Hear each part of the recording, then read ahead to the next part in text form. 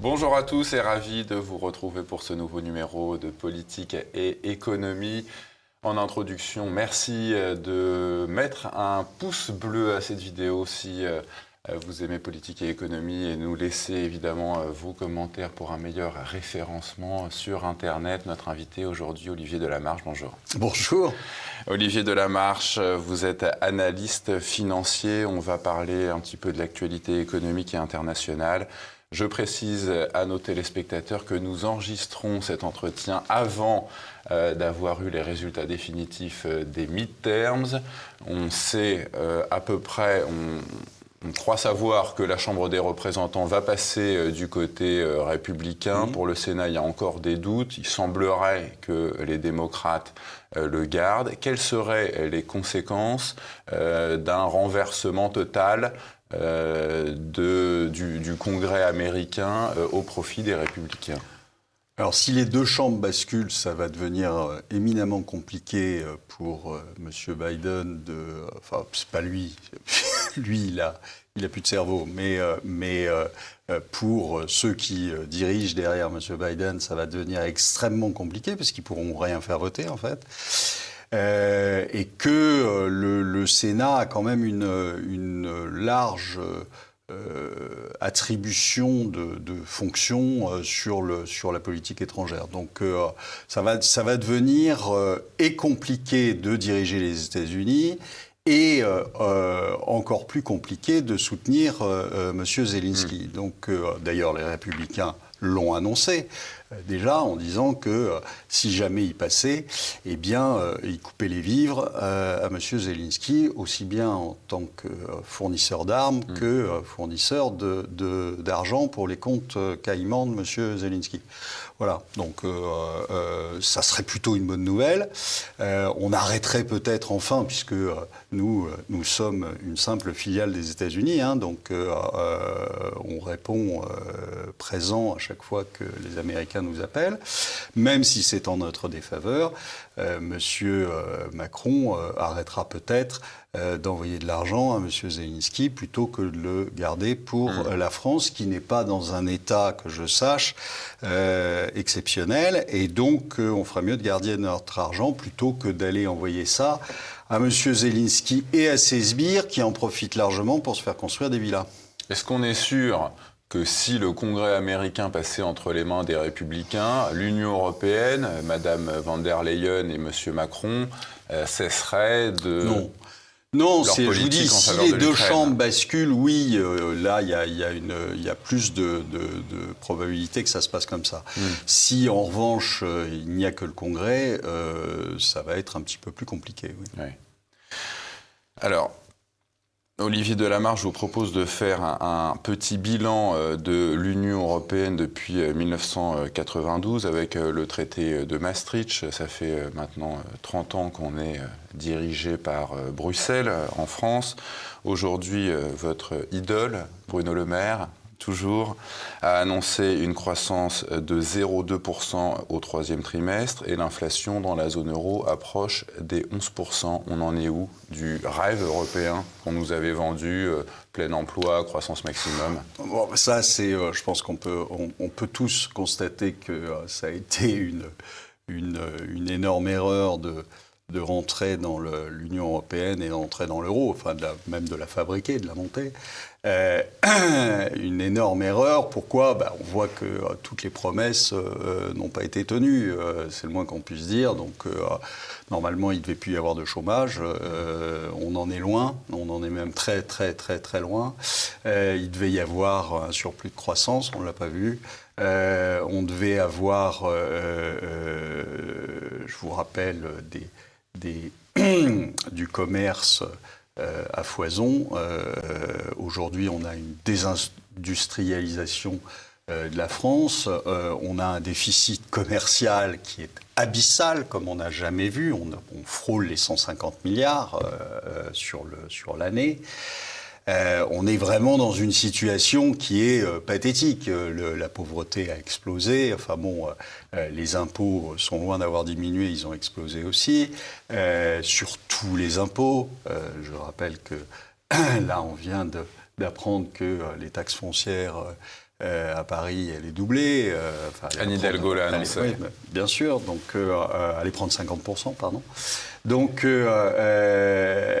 non, on est dans une situation, et puis c'est surtout qu'on ne contrôle plus rien. C'est-à-dire que c'est Madame von der Leyen, non élue, que je rappelle, qui est une ancienne ministre de la Défense en Allemagne et qui a été virée pour corruption, qu'on a reclassée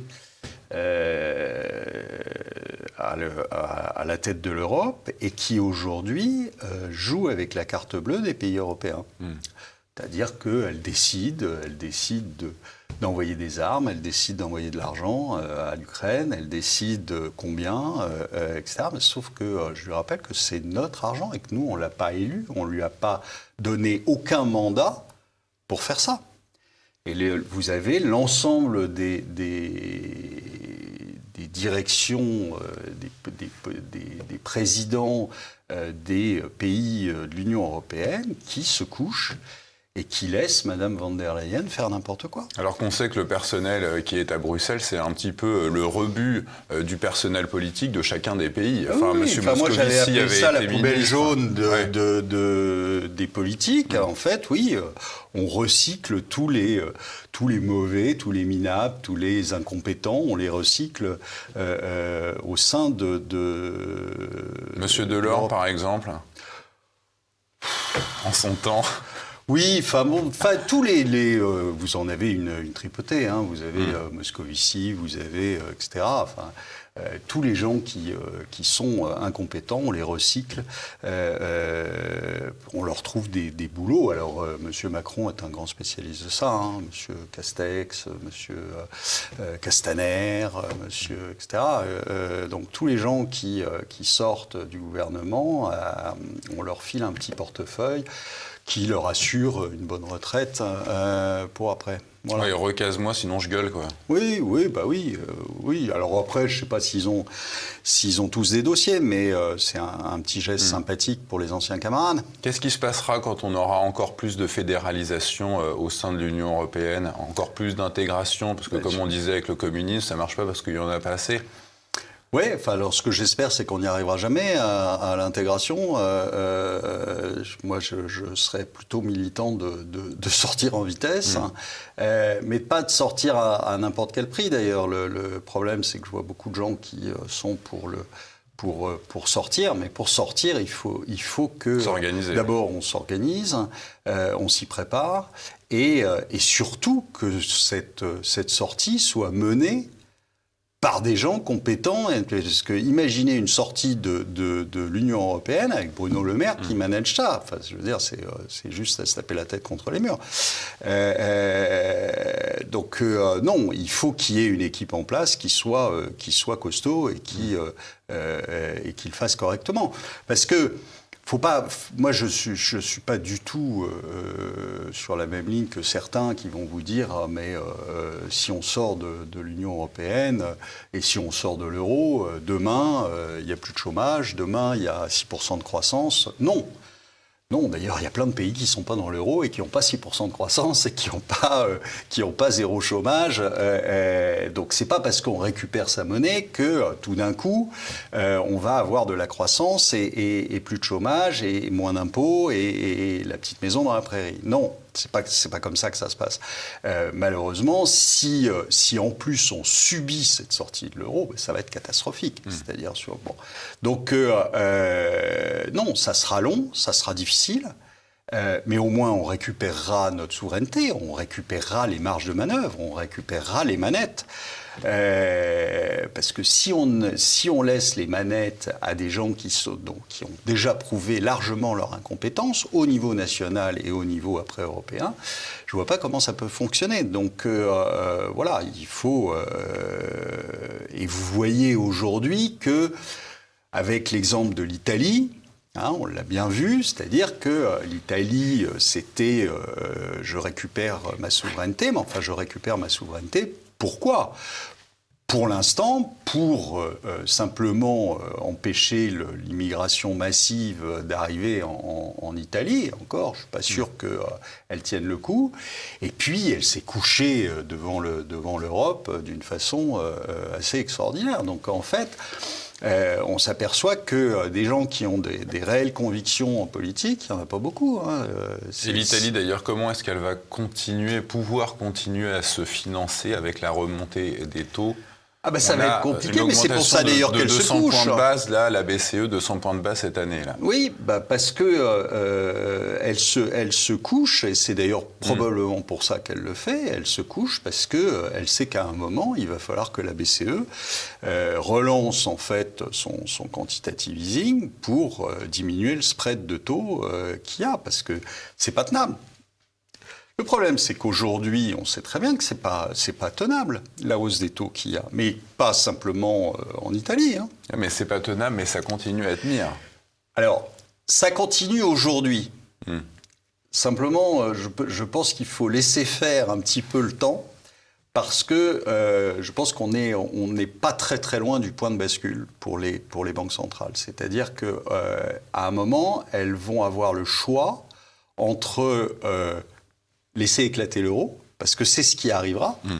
Si on continue à avoir des taux d'intérêt qui montent et qui sont insupportables, parce qu'on n'a pas de croissance. On a zéro croissance. 0,2% au troisième Bruno trimestre. Le Maire annonce 0,2, si vous voulez. C'est zéro, quoi.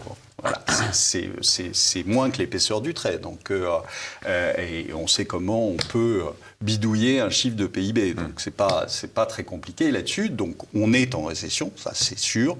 On a une hausse des faillites qui est phénoménale. Là, sur le mois d'août, on est passé à 2000 faillites de plus que le mois de juillet. Donc, on grimpe et on est revenu sur des niveaux qui sont très importants. J'ai pas beaucoup l'impression d'en entendre parler de ces faillites. Mais non, mais enfin, il y a un moment où il faut bien se dire que ils se sont vantés en 2020 et pendant une bonne partie de 2021, ils se sont vantés d'avoir fait baisser le nombre de faillites. Évidemment, ils soutiennent à bout de bras toutes les sociétés, c'est-à-dire qu'on leur fait des chèques, on leur fait des PGE, on leur fait tout ce que vous voulez. Oui, mais qu'est-ce qui se passe quand on va demander le remboursement des PGE ? Qu'est-ce qui se passe quand on va arrêter de les subventionner à mort pour qu'elles ne fassent pas faillite ? Une fois que vous retirez les subventions, si vous voulez, poum, ça s'arrête, c'est terminé. Donc, dépôt de bilan. En plus de ça, on arrive là à un moment où on va leur demander le remboursement des PGE alors que leur chiffre d'affaires s'est effondré. Et qu'il va falloir payer la facture d'électricité au x10. Et qu'en plus, leur coût a explosé. Qu'est-ce qu'ils vous disent aujourd'hui, les entrepreneurs ? Quand vous voyez un entrepreneur, il vous dit, l'année dernière, je payais 170 000, 180 000, 200 000 euros d'électricité, et aujourd'hui, je suis sur une base de négociation d'1,5 million à 2 millions. Comment voulez-vous qu'une entreprise supporte ça ? Donc, qu'est-ce qu'ils font ? Ils ferment. Voilà, c'est tout. Donc, ils ont des coûts qui explosent, ils ont un chiffre d'affaires qui s'effondre, et ils ont là-dessus, on va leur demander le remboursement de PGE qui, quelquefois, représentait 50, 60, 70% du chiffre d'affaires. On a voulu remplacer, en fait, du chiffre d'affaires par de la dette. Ça ne peut pas fonctionner. Ça ne peut pas fonctionner parce que ça voudrait dire que derrière, pour rembourser, il faudrait que l'entreprise ait une croissance phénoménale. Or, elle ne les a pas. Donc, voilà, fin de l'histoire. Donc, on va avoir une multiplication des faillites d'ici la fin de l'année. Au moment justement de ces renégociations de contrats d'électricité, d'énergie, etc., on va avoir une multiplication des faillites. Et puis, dès qu'on va demander le remboursement des PGE, c'est fini. Et pourtant, quand on interroge Bruno Le Maire sur l'état de l'emploi en France, il nous parle de la création de 80 000 emplois au dernier trimestre. Oui, mais 95 000. N'interrogez pas Bruno Le Maire. Bruno Le Maire n'a jamais su compter, donc ne l'interrogez pas. Bruno Le Maire nous dit qu'il n'y a jamais eu autant d'entreprises créées, mais en fait, c'est quoi ? C'est des livreurs de pizza. C'est des Uber. Des entreprises unipersonnelles, donc qui ne créent pas d'emplois et qui ferment pour la plupart dans les 2-3 ans. Qui ferment mais pas dans les 2-3 ans, dans les 6 à 8 mois. Donc c'est ridicule. Enfin, je veux dire, on est dans un déni total. Il continue. C'est le type le plus incompétent du gouvernement. D'accord ? Et ce gars-là nous avait promis la chute de l'économie russe. On a bien vu. Mais aujourd'hui, qu'est-ce qu'ils font ? Ils se vantent partout qu'on a le plus faible taux d'inflation européen. Mais c'est faux. Vous bloquez les prix à ce moment-là. Évidemment que vous avez un taux faible de... Mais qu'est-ce qui va se passer quand on va retirer le bouchon ? Oui, le bouclier tarifaire. Oui.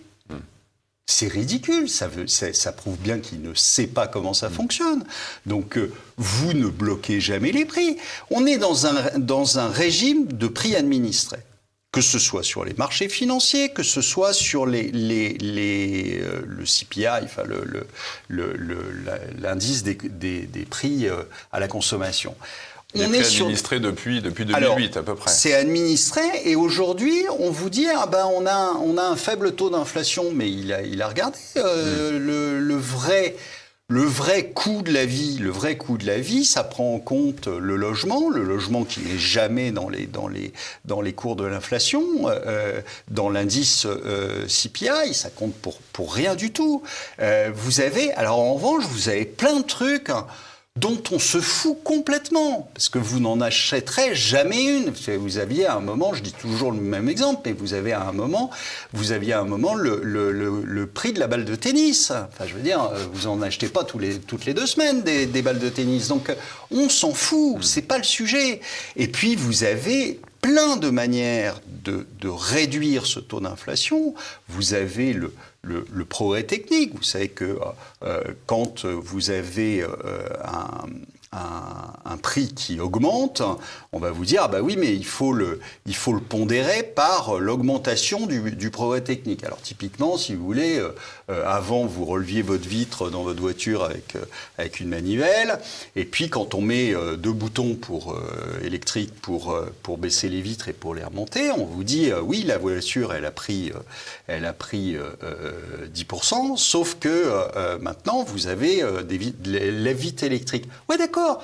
Mais si vous pouviez retrouver des voitures sans la vitre électrique, moi je suis absolument d'accord de calculer comme ça. Mais là, c'est pas le cas. Donc en fait, vous avez bien 10% d'augmentation, point barre.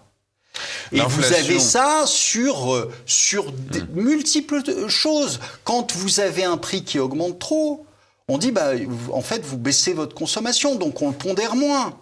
Enfin, je veux dire, le calcul du prix de l'inflation, c'est un faux calcul. C'est simplement parce que si on vous disait la vérité, vous seriez dans la rue. Donc on vous calme en vous disant non, mais vous inquiétez pas, ça a augmenté de 6%. Mais quand vous prenez... Alors il y a eu un moment des gens qui ont fait ça, qui envoyaient des gens dans les supermarchés et qui achetaient toujours le même caddie. Mais là, on n'était plus du tout sur 6%.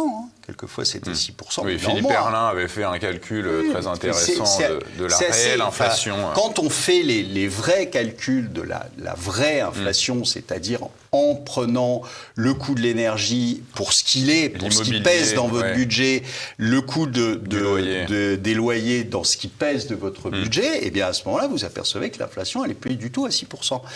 Et c'est pour ça qu'à ce moment-là, ça veut dire quoi ? Ça veut dire que votre revenu réel, votre revenu disponible s'effondre.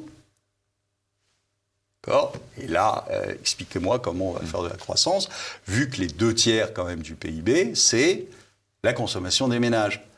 Donc, non, Bruno, tes 0,2, tu peux les garder. L'inflation, Olivier Delamarche, vous l'expliquez, il me semble, de deux manières, avec ce qu'on peut observer en Chine, dans les ports chinois qui restent bloqués, et puis avec ce qu'on a vu, constater depuis 2014, à savoir l'impression monétaire, on imprime des billets à tour de bras. Qu'est-ce qui va se passer quand la Chine va débloquer ces ports? Alors, il y a une troisième chose. C'est, pour l'instant, elle ne les débloque pas. Ça, donc, c'est toujours la politique zéro Covid. Évidemment, ça crée des blocages, d'autant plus que, je vous ai dit plusieurs fois que on était dans une logique, et ça depuis 20 ans, on était dans une logique de zéro stock, de flux tendu. Donc évidemment, quand vous avez zéro stock et que vous êtes comme industriel en flux tendu, si vous avez un blocage parce qu'il y a un type qui a le nez qui coule dans le premier ou le deuxième ou le troisième plus grand port du monde, eh bien ça coince un peu. Et donc à ce moment-là, vous avez en effet une augmentation des prix. Puis vous avez évidemment ce qu'ont fait les banques centrales depuis 12 ans, 13 ans, depuis 2009, où vous avez tout cet argent qui a été créé et qui, à un moment, est ressorti dans le prix des matières premières, dans le prix de l'énergie, etc. Et puis vous avez aussi, faut pas le cacher, vous avez aussi un effet d'aubaine de certaines boîtes qui en profitent largement, et pour créer la pénurie et aussi pour augmenter ses prix. Donc vous avez ces trois choses, mais évidemment la variable principale, c'est quoi ? La variable principale, c'est ce qu'ont fait les banques centrales depuis 12 ans. C'est pour ça que c'est rigolo quand on entend Madame Lagarde qui a beau chercher, qui lève la tête, qui regarde en l'air et qui dit « mais moi, je ne sais pas d'où elle vient, cette inflation ». Ça serait drôle si ce n'était pas aussi pathétique. On sait, dans les années 70, que pour vaincre l'inflation, c'était le gouverneur de la Fed, Paul Volcker. Vous en parliez avec Bernard Monod l'autre jour dans votre émission. Il avait enrayé l'inflation en montant les taux directeurs au-dessus du taux de l'inflation. Est-ce que ça serait une solution aujourd'hui ? Alors attention, non. Parce que en fait, ce qui est assez difficile aujourd'hui, c'est que du temps de Volcker, je dirais, l'inflation, c'était une inflation, je dirais presque normale, une inflation classique, c'est-à-dire une forte augmentation de la demande, et de l'autre côté, un délai pour que l'offre s'ajuste à la demande, et ce délai, ça s'appelle l'inflation, parce que ça crée évidemment de la rareté et donc de l'inflation. Là, on n'est pas du tout dans ce phénomène-là, puisqu'on est en récession. On est en récession, donc il n'y a pas de demande. Ce n'est pas le problème de la demande aujourd'hui. C'est le problème aujourd'hui de cet afflux de monnaie. Et donc, comprenez bien qu'aujourd'hui, vous montez les taux d'intérêt. D'accord ? Qu'est-ce que ça va faire sur les ports chinois ? Pas grand-chose. Je ne pense pas que ça débloque le port. Donc, ça ne sert à rien à ce niveau-là. La deuxième chose, c'est qu'est-ce que ça va faire sur l'effet d'aubaine ? Rien du tout non plus. Et qu'est-ce que ça va faire sur toute cette monnaie qui s'est déversée sur nous depuis des années ? Pas grand-chose non plus. C'est-à-dire que donc on est dans quelque chose qui, pour moi, ne sert strictement à rien. Sauf à mettre le pays encore un petit peu plus en récession, sauf à faire, alors là, ça serait la bonne nouvelle, sauf à faire exploser l'euro et l'Union européenne, mais sinon, ça ne sert à rien, cette histoire. C'est pas là qu'il faut intervenir. Donc non, on n'est pas dans une configuration où monter les taux en chandelle servira à quelque chose. En plus, je vous rappelle que dans les années 80, le taux d'endettement des pays n'était pas du tout le même. Mais alors vraiment pas du tout le même. Et donc, aujourd'hui, on a oublié ça. C'est-à-dire qu'on est là en train de dire, oui, on va monter les taux. On n'avait presque pas de dette en France dans les années 80. On n'avait quasiment pas de dette. Ouais. Et puis, on avait de la croissance. Ouais. Dans les années 80, on était à plus de 4 de croissance. Là, on est au ras des pâquerettes quand on n'est pas négatif. Donc, qu'est-ce que vous voulez faire, monter les taux à 20%? Donc, ça ne peut pas fonctionner. Et ça ne fonctionnera pas. Donc, et je pense que, d'ailleurs, les banquiers centraux sont en train de s'en apercevoir et que ce ne serait pas étonnant quand même que d'ici début 2023, ils basculent dans l'autre sens, c'est-à-dire qu'ils se remettent à faire du quantitative easing pour remettre les taux au plancher et qui se remettent à faire tourner la planche à billets pour.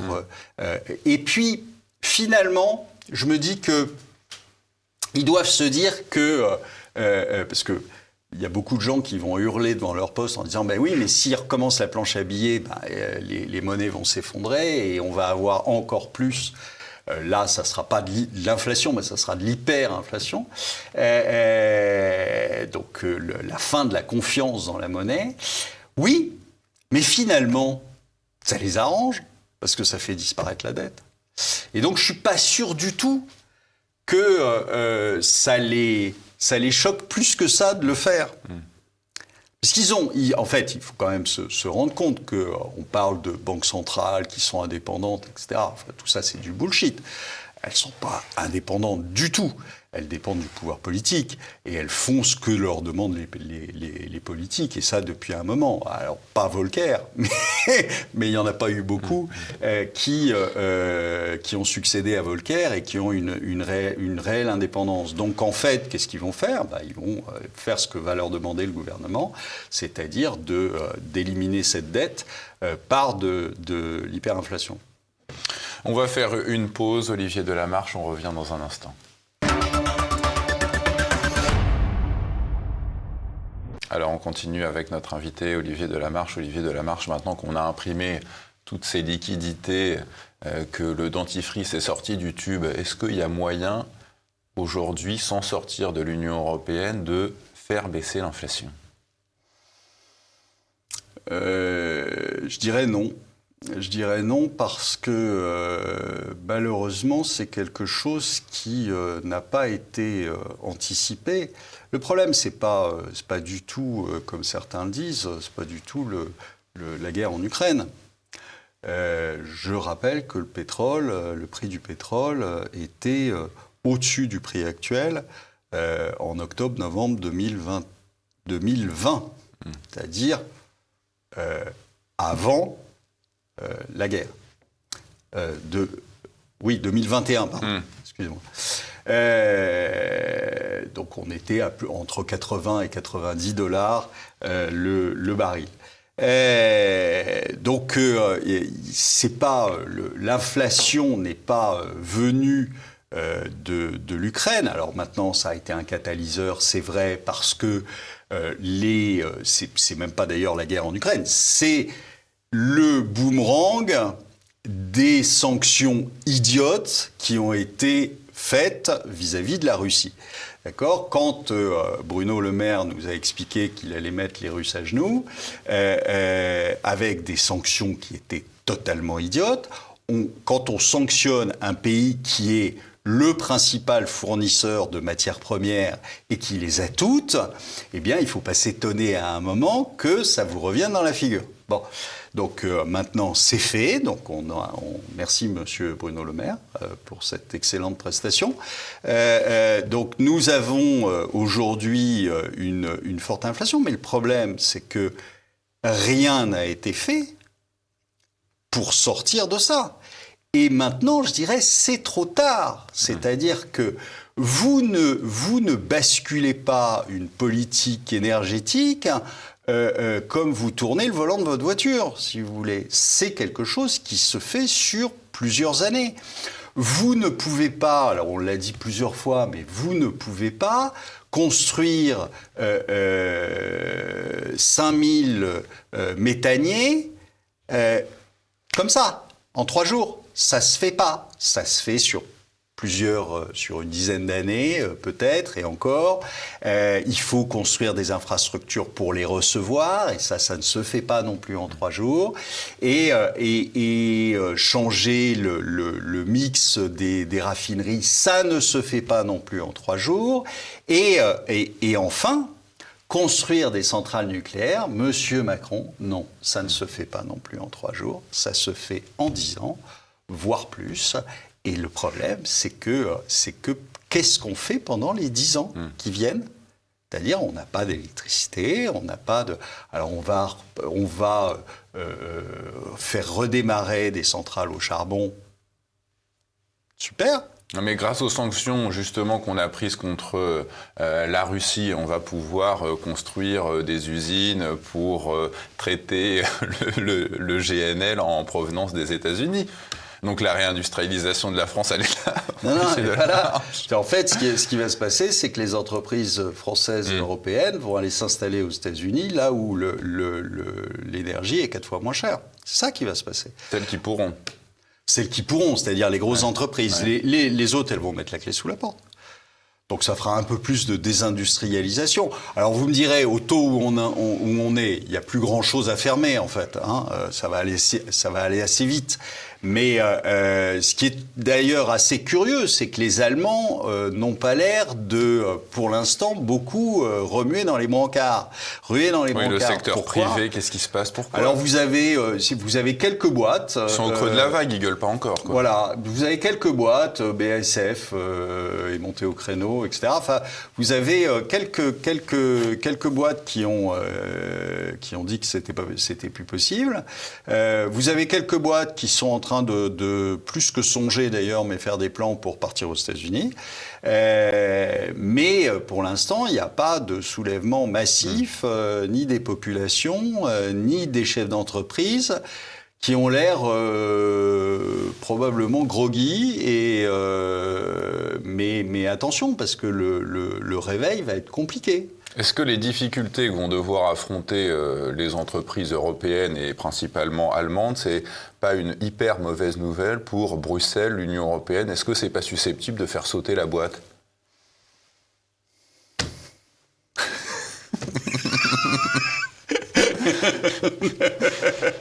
Si seulement. Si seulement. La vraie cible des États-Unis, c'est l'Allemagne aujourd'hui ?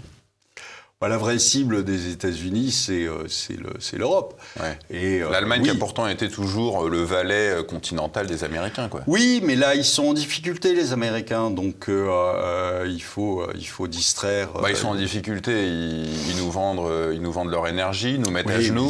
Ils sont quand même en récession, ils sont quand même avec une augmentation de la pauvreté comme jamais. Ils sont Dans quelle proportion ? Voilà, vous avez, il faut voir que le soi-disant plein emploi aux États-Unis est une blague. 5, ils disent qu'ils sont à peu près à 5. Est une blague, et puis vous êtes largement plus haut. Vous avez toujours un taux de participation de la population active qui est au plancher. Vous avez un taux de pauvreté qui a flambé aux États-Unis. Vous avez une classe moyenne qui est complètement qui a complètement disparu. Vous avez, je vous ai donné le chiffre tout à l'heure, mais 31% des PME qui n'ont pas payé leur loyer au mois d'octobre. Donc, qu'on ne dise pas que tout va bien aux États-Unis, c'est pas vrai. Ils ont en fait, ils maintiennent une consommation, mais ils maintiennent une consommation en jouant sur la dette. C'est-à-dire que vous avez un endettement des cartes bleues, des cartes de crédit qui est au plafond. Vous avez un taux d'épargne qui est au plancher. Alors oui, ça permet de tenir quelques mois de plus, ça permet de faire illusion quelques mois de plus. Mais le problème, c'est que vous avez un taux d'endettement global, c'est-à-dire privé plus public, qui est de plus en plus effarant. Et si en plus vous avez une hausse des taux, ça va devenir très compliqué pour beaucoup. C'est-à-dire qu'il va y avoir des morts. Parce que quand vous avez des taux d'intérêt sur les cartes de crédit, vous savez, le principe, c'est qu'ils ont 5, 6, 7 cartes de crédit et que sur chaque carte de crédit, ils ont un débit autorisé, donc de 10 000, 15 000. Et sauf que quand vous les cumulez, ça commence à faire beaucoup d'argent. Et là-dessus, les taux ne sont pas à zéro. Hein. Les taux, ils sont entre 12 et 20. Hein. Donc là, c'est pas du tout la même plaisanterie. Donc très vite, vous arrivez à des situations qui sont intenables. Donc c'est pour ça que puis vous avez au global, vous avez énormément de pays qui se dédollarisent. Vous avez énormément de pays qui n'envoient plus leur surplus dans les obligations américaines et que donc ça va poser très vite un problème pour les États-Unis pour continuer à avoir des croissances importantes. Donc voilà, donc les États-Unis sont en perte de vitesse. Les États-Unis, à ce moment-là, qu'est-ce qu'ils font ? Comme d'habitude, pour régler un problème interne, qu'est-ce qu'on fait ? On déclenche une guerre. Et donc, ils ont déclenché une guerre finalement, par procuration, entre l'Europe et la Russie. Ils sont en train de titiller les Chinois parce que, visiblement, ça ne suffisait pas. Voilà, donc... Vous dites que je vous entendais dire, Olivier Delamarche, que pour sauver ce qui est encore à peu près sauvable, relativement à cette guerre en Ukraine, il faut donner à Vladimir Poutine ce qu'il demande. C'est quoi ce qu'il demande Vladimir Poutine aujourd'hui ? Et il demande qu'on lui foute la paix, en fait. Hein ? En gros, il demande qu'on arrête de bombarder le Donbass. Il demande il demande simplement les accords de Minsk. Hein. Il y a rien de plus que ça. Alors après, il y a tout, évidemment, les débiles mentaux de vous savez, de Twitter et compagnie qui sont aux ordres de LREM, qui sont en train de nous expliquer que ça y est, Poutine va envahir le Royaume-Uni demain, etc. Enfin, je veux dire, tout ça, c'est débile. On a un gars qui a été poussé à la guerre parce que Zelensky, qui est la petite main des Américains, a fait tout ce qu'il pouvait pour que ça arrive. Donc aujourd'hui, si les Français, M. Macron, qui avaient participé à ces accords de Minsk, les avaient fait respecter, on ne serait pas dans cette situation-là aujourd'hui. Donc il faut arrêter. Et on met de l'huile sur le feu en disant « Ah ben non, moi je ne suis pas en guerre, mais quand même j'envoie tout ce qu'il faut pour que la guerre continue ». Je veux dire, on sait très bien que de toute façon, qu'est-ce qui se passe aujourd'hui ? La Russie gagnera. La Russie gagnera, n'en doutez pas une demi-seconde. La Russie gagnera, simplement, ça fera plus de morts. Et en fait, on rend M. Macron comptable des morts ukrainiens ? Ça sert à quoi ? Ça sert à quoi ? À chaque fois, refuser que les gens se mettent autour d'une table et discutent. Parce que c'est ça, régler un conflit, c'est se mettre autour d'une table et discuter. Monsieur Zelensky a pris un décret récemment qui interdit toute négociation de paix. Oui, mais enfin, Monsieur Zelensky, il fait ce qu'on lui dit. Hein Monsieur Zelensky, je rappelle, est quand même le type le plus corrompu qui soit. Enfin, le département américain lui a dit de baisser d'un ton, là, quand même. Oui, espérons que ça soit pas simplement d'un ton. Espérons qu'ils lui disent d'aller à la niche. Je veux dire, il y a un moment où il faut arrêter. Ceux qui en souffrent, c'est facile dans son canapé sur Twitter, etc., de tweeter des conneries. Mais le problème, c'est qu'il y a des morts. Il y a des morts des deux côtés. Donc, si on veut que ça s'arrête, eh ben, on met ces deux personnes autour d'une table et on dit maintenant c'est fini. C'est fini, on ne vous envoie plus des centaines de millions par mois, voire des milliards par mois. Ça veut dire quoi ? On va si bien que ça en France qu'on puisse se permettre de filer du fric comme ça. Mais qui a mandaté M. Macron pour aller donner de l'argent au pays le plus corrompu du monde ? Qui ? Personne. Monsieur Macron, d'ailleurs, qui déclarait le 5 septembre, « Nous sommes en guerre, c'est un état de fait ». Et l'autre jour que j'entendais devant Caroline Roux sur le service public dire, c'était le 12 octobre, « Nous ne faisons pas partie de cette guerre, je le redis, nous ne sommes pas en guerre ». Oui, mais enfin bon, c'est toujours Monsieur Macron, c'est-à-dire qu'il dit tout et n'importe quoi, et le lendemain l'inverse. Enfin, je veux dire, foutage de gueule, quoi. Oui, c'est du foutage de gueule permanent, mais c'est surtout, je veux dire, il n'y a pas que l'Ukraine, ça se saurait. Non, ça a toujours été sa ligne de conduite. Hein. Comment vous expliquez, Olivier Delamarche, l'apathie des Gilets jaunes, alors qu'à son déclenchement, au déclenchement de ce mouvement, la situation était encore bien moins grave qu'aujourd'hui? C'est quoi? C'est la sidération, c'est le fait de s'être fait énucléer, d'avoir perdu des mains, c'est le confinement? Je pense qu'il y a ça, il y a le confinement, il y a la mise au pas pendant le Covid.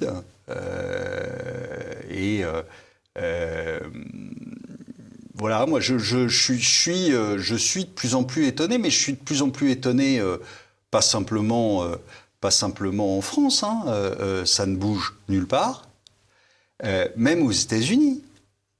Enfin, je me demande comment des gens peuvent encore penser que les États-Unis sont un pays démocratique. Ils sont dirigés par un gars qui n'a plus de cerveau, qui suce les fraises. C'est quand même impressionnant, quand même.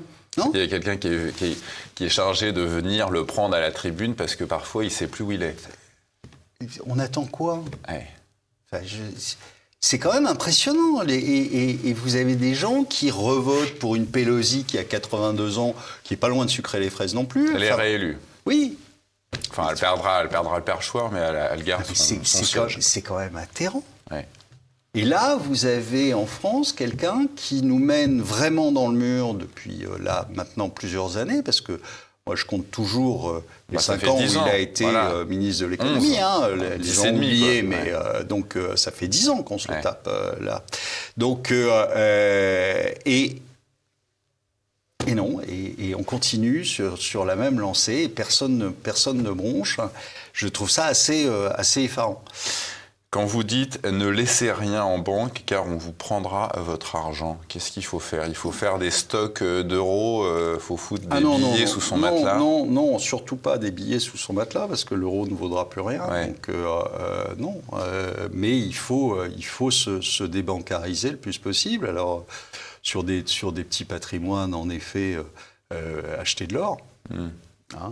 Parce que l'or... Mais aujourd'hui, quand on veut sortir son fric, les banques vous disent « mais qu'est-ce que vous voulez en les faire ?» banques, vous les poursuivez, enfin, vous embêtez pas. Les banques, elles n'ont pas le droit de vous faire de la rétention de votre argent. Alors, elles n'ont pas le droit, mais elles s'en privent pas. Oui, elles gagnent du temps. Elles se comportent comme des voyous, mais ça, c'est habituel. Enfin, je veux dire, il n'y a rien de nouveau sous le soleil. Hein. Mais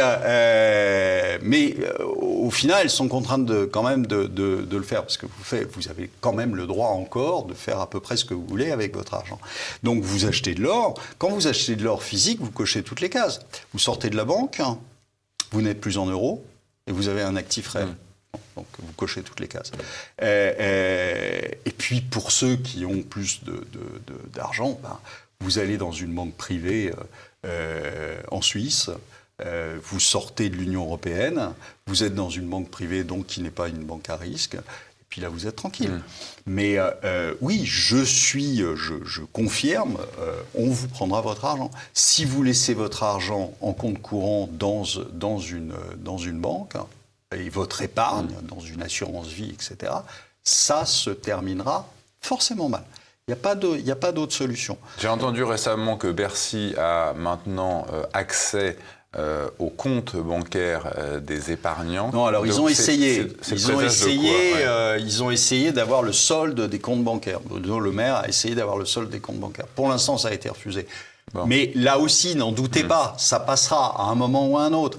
Ils le feront, vous savez, quand vous les virez par la porte, ils reviennent par la fenêtre. Donc forcément, à un moment, ils les auront. Et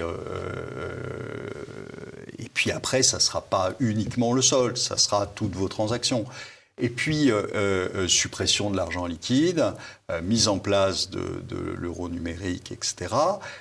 Et là, là, vous serez pieds et mains liés et ils se régaleront. C'est-à-dire, si vous ne votez pas bien, si vous critiquez le gouvernement, si machin, ferme le compte, et puis ça y est, c'est terminé. Moi, j'entends le mot crise dans la bouche des journalistes depuis que je suis né.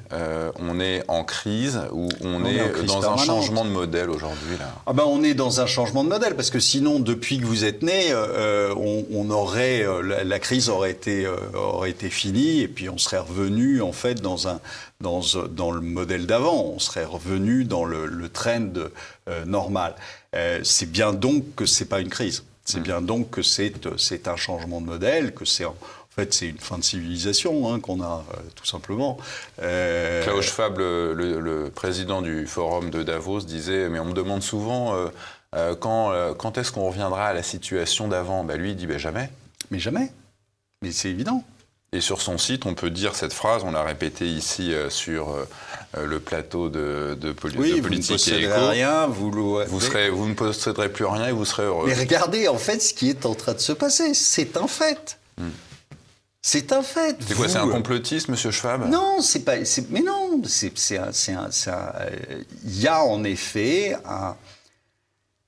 un mouvement d'autoproclamés élites, qui sont élites de rien du tout, qui sont incompétents en tout, et qui cherchent à se maintenir.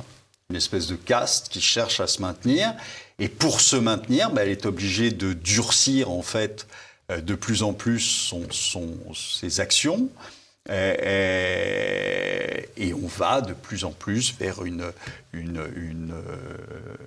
quelque chose d'un régime autocratique et non plus un régime démocratique. Donc vous avez une petite classe de gens qui sont entre eux, qui sont parfaitement incompétents, mais qui essaient de jouer au grand, comme M. Macron, qui n'est pas sorti en fait de la cour d'école, quoi. Est-ce qu'il est encore humain en France de renverser la tendance ? Est-ce qu'on peut compter sur une personne pour je ne sais pas si vous la voyez, la personne, moi j'ai bien du mal, j'en vois pas beaucoup, et donc voilà, parce que c'est tout un système en fait qu'il faudrait modifier.